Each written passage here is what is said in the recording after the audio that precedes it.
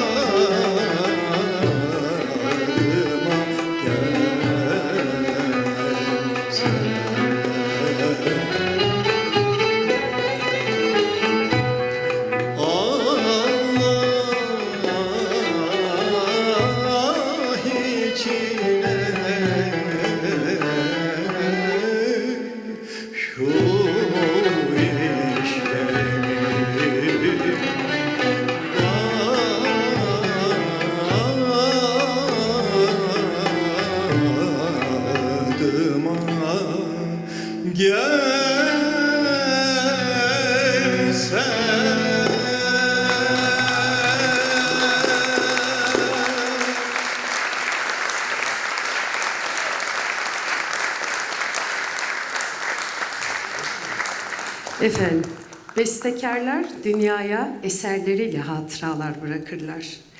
Bir eser sahibinin ruhundan izler taşıyorsa, bir özlemi, bir sevinci, bir hüznü ya da bir hayali dile getiriyorsa kalplerde yer bulur. Sanırım biz de bu akşam belki hüzünlendik, belki bir sevincimizi hatırladık ya da bir hayalimizi hatırladık. 19 Temmuz 1966'da Ankara'da vefat eden Supi Ziya Özbekhan, ardında klasik Türk musikisinin zarafetini yansıtan eserler, yetiştirdiği öğrenciler ve yaşattığı üslubu bıraktı. Biz de bu gece kendisini bir kere daha saygıyla huzurlarınızda anmış olduk efendim.